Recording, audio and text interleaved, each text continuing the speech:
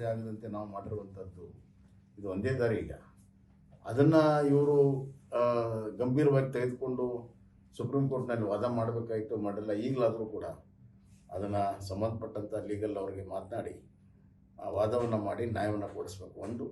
ಇನ್ನೊಂದು ಅವ್ರಿಗೆ ಕರೆದು ಮಾತಾಡಬೇಕು. ಮತ್ತು ಯಾರಿಗೂ ಅನ್ಯಾಯ ಆಗದಂತೆ ಒಂದು ಸಮಾಜಕ್ಕೆ ನ್ಯಾಯ ಕೊಡೋಕ್ಕೆ ಸಾಧ್ಯ ಇದ್ದರೆ ಮಾಡಬೇಕು. ಇದು ಇಡೀ ರಾಷ್ಟ್ರದ ವಿಚಾರ ಆಗಿದೆ.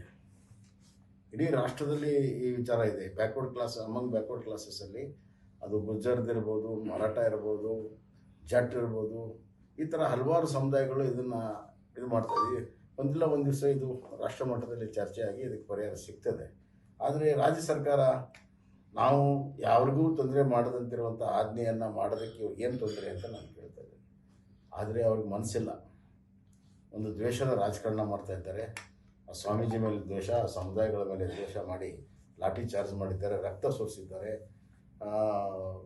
ಭಾಳ ದೊಡ್ಡ ಪ್ರಮಾಣದ ಎಲ್ಲಗಳಾಗಿದ್ದಾವೆ.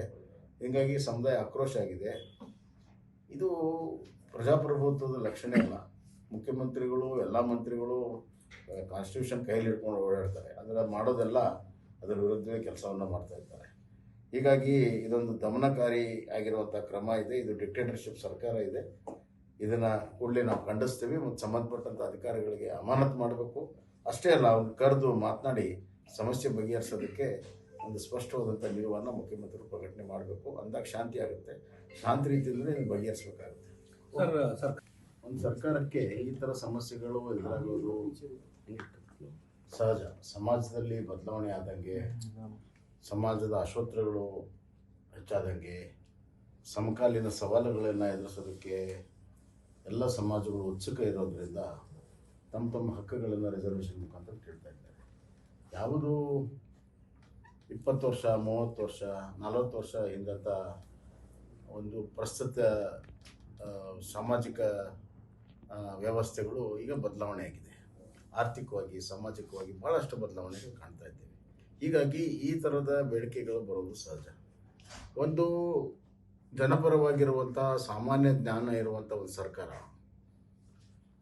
ಒಂದು ಮೆಚ್ಯೂರಿಟಿಯಾಗಿ ಇದನ್ನು ಹ್ಯಾಂಡಲ್ ಮಾಡಬೇಕು. ಏನೇ ಸಮಸ್ಯೆ ಇದ್ದರೂ ಪ್ರಜಾಪ್ರಭುತ್ವದಲ್ಲಿ ಮಾತುಕತೆಯಿಂದ ಮುಗಿಸ್ಬೇಕು, ಚರ್ಚೆಯಿಂದ ಮುಗಿಸ್ಬೇಕು ಅನ್ನುವಂಥದ್ದು ಈ ಸರ್ಕಾರ ಮರೆತುಬಿಟ್ಟಿದೆ. ಈ ಲಿಂಗಾಯತ್ ಪಂಚಮಸಾಲಿ ಸಮಾಜ 1.5 ವರ್ಷದಿಂದ ಹಲವಾರು ಬಾರಿ ಮುಖ್ಯಮಂತ್ರಿಗಳ ಭೇಟಿ ಮಾಡೋ ಪ್ರಯತ್ನ ಮಾಡಿದಾಗ ಸಮಯ ಕೊಟ್ಟಿಲ್ಲ. ಕೊಟ್ಟಂಥ ಸಮಯದಲ್ಲೂ ಕೂಡ ಸರಿಯಾಗಿ ಸ್ಪಂದನೆ ಮಾಡಿಲ್ಲ ಅನ್ನುವಂಥದ್ದು ಒಂದು ಭಾವನೆ ಅವರ ಮನಸ್ಸಿನಲ್ಲಿ ಬಂದಿದೆ. ಅದಕ್ಕಾಗಿ ಅವರು ಬೀದಿಗಳು ಹೋರಾಟ ಮಾಡ್ತಾ ಇದ್ದಾರೆ. ಈ ಸಂದರ್ಭದಲ್ಲಾದರೂ ಅವರು ಕರೆದು ಮಾತನಾಡಿ ಅದಕ್ಕೆ ಪರಿಹಾರ ಕೊಡಬೇಕು. ಈಗ ನಮ್ಮ ಕಾಲದಲ್ಲಿ ನಾವು ಏನೋ ಒಂದು ಆಜ್ಞೆ ಮಾಡಿದ್ವಿ, ರಿಲಿಜಿಯಸ್ ರಿಸರ್ವೇಷನನ್ನು ತೆಗೆದಿದ್ವಿ ನಾವು. ಅದು ಕಾನೂನು ಮತ್ತು ಕಾನ್ಸ್ಟಿಟ್ಯೂಷನಲ್ಲಿ ಇಲ್ಲ ಅನ್ನುವಂಥದ್ದು ಭಾಳ ಸ್ಪಷ್ಟವಾಗಿದೆ. ಹಿಂದೆ ಆಂಧ್ರ, ಮಹಾರಾಷ್ಟ್ರ ಎಲ್ಲ ಪ್ರಯತ್ನ ಮಾಡಿದಾಗ ಕೋರ್ಟುಗಳು ಅವುಗಳನ್ನು ತಿರಸ್ಕಾರ ಮಾಡಿದೆ. ಮೊನ್ನೆ ಪಶ್ಚಿಮ ಬಂಗಾಳದ ವಿಚಾರದಲ್ಲಿ ಸುಪ್ರೀಂ ಕೋರ್ಟ್ ಕೂಡ ರಿಲಿಜಿಯಸ್ ರಿಸರ್ವೇಷನ್ಗೆ ಅವಕಾಶ ಇಲ್ಲ ಅನ್ನುವಂಥದ್ದು ಕಾನ್ಸ್ಟಿಟ್ಯೂಷನ್ ಭಾಳ ಸ್ಪಷ್ಟವಾಗಿರುತ್ತೆ. ಹೀಗಿರುವಾಗ ಅದನ್ನು ತೆಗೆದು ಈ ಬೇಡಿಕೆ ಇರುವಂಥ ಈ ಸಮಾಜಗಳಿಗೆ ಏನಾಗುತ್ತೆ, ಇಲ್ಲಿನೂ ಕೂಡ ಬಡವರಿದ್ದಾರೆ, ರೈತಾಪಿ ವರ್ಗ ಇದೆ. ರೈತಾಪಿ ವರ್ಗದ ಸ್ಥಿತಿಗತಿ ತಮಗೆಲ್ಲ ಗೊತ್ತಿದೆ. ಭಾಳಷ್ಟು ಸಂಕಷ್ಟದಲ್ಲಿ ಇವತ್ತು ರೈತರಿದ್ದಾರೆ. ಒಂದು ಕಡೆ ಒಂದು ಸತಿ ಪರಿಹಾರ ಅದು ಬರ ಬಂದರೆ ಇನ್ನೊಂದು ಸತಿ ಪ್ರವಾಹ ಬರ್ತದೆ. ಹೀಗಾಗಿ ಅವರ ಮಕ್ಕಳ ವಿದ್ಯಾಭ್ಯಾಸ, ಅವರ ಭವಿಷ್ಯ ಬಗ್ಗೆ ಚಿಂತನೆಯನ್ನು ಮಾಡ್ತಿರುವಂಥ ಈ ಸಂದರ್ಭದಲ್ಲಿ ಈ ಬೇಡಿಕೆಗಳು ಬರೋದು ಸಹಜ.